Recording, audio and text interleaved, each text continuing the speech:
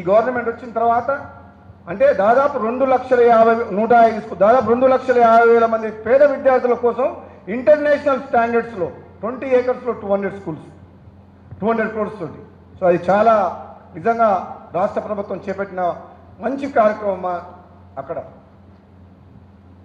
నిజంగా ఈరోజు ఈ కార్యక్రమాన్ని ఆలస్యమైన విద్యార్థినులు బాలికలందరూ కూడా మీరు ఓపికతో ఇంతసేపు కూర్చున్నారు.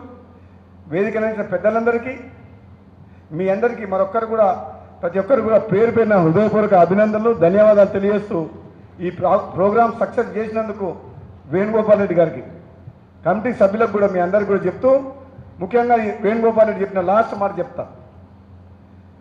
రాజగోపాల్ రెడ్డి ఏది మాట్లాడినా సెన్సేషన్ అయిపోతుంది ఈ మధ్యన తెలంగాణలో.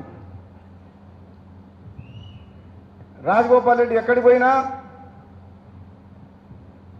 నా వెనకాల ఇంటెలిజెన్స్ ఉంది, ఎటు పోతుండు, ఎవరితో మాట్లాడుతుండు, ఏం చేయబోతుండని చెప్పి ఒక క్యూరియాసిటీతోటి ఎదురు చూస్తూ చాలామంది.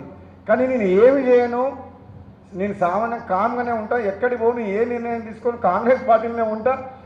అనవసరంగా నా మీద దుష్ప్రచారం రూమర్స్ వస్తున్నాయి మీడియాలల్లా, రాజీనామా చేస్తా అని, పార్టీ మారుతా అని, పార్టీ పెడతా అని చెప్పి రకరకాల ఊహాగానాలు నడుస్తున్నాయి తెలంగాణలో. ఈరోజే వచ్చేటప్పుడే ఖండించినాం. ఎందుకు ఖండించాల్సి వచ్చిందంటే ఒక ప్రత్యేకంగా మీడియా వాళ్ళకు ఆన్ ద వే నా నియోజకవర్గంలో ఒక మీడియా వాళ్ళు అడుగుతున్నారు, ఇంతమంది సైన్యంతో ఆంధ్రాకు పోతుందంటే ఇదేదో కథ ఉన్నది, ఏదో నడుస్తుంది, జగన్మోహన్ రెడ్డిని కలిసి ఏదో చేసి వస్తుంది పోతుందని చెప్పి సోషల్ మీడియాలో టీవీలలో ప్రచారం కొనసాగుతుంది. దాన్ని ఖండించిన వేణుగోపాల్ రెడ్డికి చెప్పిన ప్రత్యేకంగా మీడియా వాళ్ళతో పిలిచి మరి చెప్పాల్సిన పరిస్థితి ఏర్పడ్డది. ఎందుకంటే నేను జగన్మోహన్ రెడ్డి గారు వేణుగోపాల్ రెడ్డి గారు ఒకటేసారి పార్లమెంట్ సభ్యులుగా 2009 నుంచి 14 వరకు పనిచేసినాం.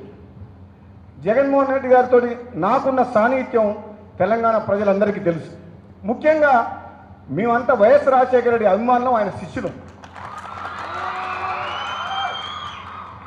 వైఎస్ రాజశేఖర రెడ్డి గారిని స్ఫూర్తిగా తీసుకొని నేను రాజకీయాల్లోకి వచ్చి ఆయన ముఖ్యమంత్రిగా ఉన్నప్పుడు కొత్తగా పార్లమెంట్ నియోజకవర్గం ఏర్పడిన భువనగిరి నియోజకవర్గం నుంచి ఆనాడు మా సోదరుడు ఎమ్మెల్యేగా ఉన్న ఉమ్మడి ఆంధ్రప్రదేశ్లో మహాకూటమి అభ్యర్థి టీడీపీ, టీఆర్ఎస్, సిపిఎం, సిపిఐ 4 పార్టీల అభ్యర్థికి వ్యతిరేకంగా నేను 1,40,000 మెజారిటీతో గెలిచినంటే అది వైఎస్ రాజశేఖర రెడ్డి. ఇప్పటికి కూడా మా తెలంగాణలో కోమటిరెడ్డి బ్రదర్స్ అంటే వైఎస్ రాజశేఖర రెడ్డి శిష్యులు అంటారు. మా గ్రామంలో నేను పుట్టిన బ్రాహ్మణ వెల్లంల గ్రామంలో నార్కట్పల్లి మండలం నల్లగొండ జిల్లా బ్రాహ్మణ వెల్లంల గ్రామంలో రాజశేఖర రెడ్డి అకాల మరణంతో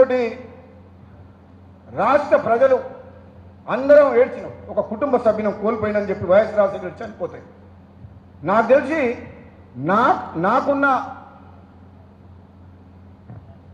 నాకు తెలిసిన వాళ్ళకి ఇన్నేళ్ల జీవితంలో ఒక వ్యక్తి రాజకీయ నాయకుడు చనిపోతే ఒక రాష్ట్రంలో ఏడవని వ్యక్తి లేడు,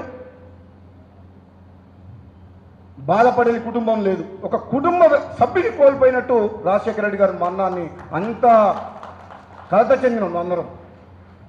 ముఖ్యంగా మా కోమటిరెడ్డి సోదరులకు అత్యంత ప్రీతిపాత్రుడు, మాకు తండ్రి లాంటి వాడు, మాకు స్ఫూర్తినిచ్చి రాజకీయాల్లో మమ్మల్ని ఎంకరేజ్ చేసిన వ్యక్తి వైఎస్ రాజశేఖర రెడ్డి గారు. తెలంగాణ ఉద్యమ సమయంలో కూడా 2010 సెప్టెంబర్ 2 నాడు తీవ్రంగా తెలంగాణ ఉద్యమం నడుస్తుంది.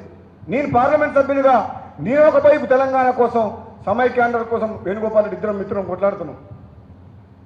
ఆ తెలంగాణ ఉద్యమంలో నిజాయితీ ధర్మం ఉంది కాబట్టి, ఉమ్మడి ఆంధ్రప్రదేశ్లో ఆ ప్రాంతానికి అన్యాయం జరిగింది కాబట్టి అప్పుడున్న పరిస్థితుల్లో నేను నా సహచర ఎంపీలతోటి కలిసి పనిచేయాల్సిన అవకాశం, ఆ పరిస్థితి అక్కడ ఉన్నది ప్రజల్లో. ఆ పరిస్థితి ఎందుకు వచ్చింది? రాజశేఖర రెడ్డి గారు చనిపోయిన తర్వాత నాయకత్వ లోపం కనబడ్డది కాబట్టి ఆ పరిస్థితి ఏర్పడ్డప్పుడు ఆ రోజు రోషయ్య గారు ముఖ్యమంత్రిగా ఉన్నా ఆ రోజు ఆ ఉద్యమాన్ని కంట్రోల్ చేయకపోవడమే గాక ఆయన తీసుకున్న కొన్ని నిర్ణయాల వల్ల ఉద్యమం ఉవ్వెత్తున లేచి ఇంకా తీవ్ర రూపం దాల్చి మాలాంటి రాజకీయ నాయకులు తెలంగాణని జై తెలంగాణని తప్పక లేదు. ఆ తెలంగాణ ప్రజల ఆకాంక్షల కోసం ఒక పార్లమెంట్ సభ్యునిగా పార్లమెంట్లో నాకు గొంతు వినిపించాల్సి వచ్చింది. కానీ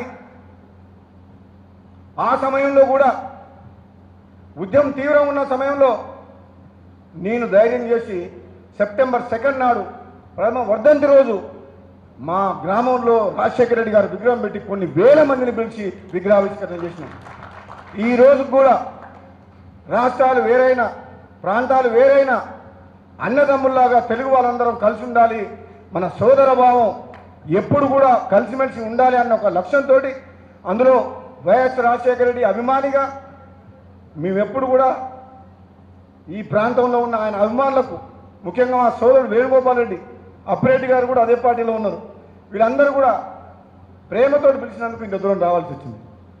రాజకీయ వేదిక కాదు, రాజకీయ ప్రసంగం చేయట్లేదు, కానీ ఒక గొప్ప నాయకుడి గురించి 4 మంచి మాటలు చెప్తున్నాను.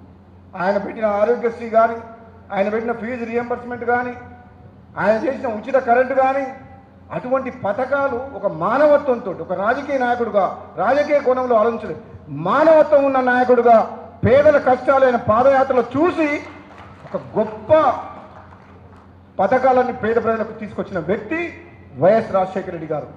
అందుకనే ఇక్కడికి ఈ నేల మీద అడుగు పెడుతుండే ఆయనే గుర్తొస్తుంది.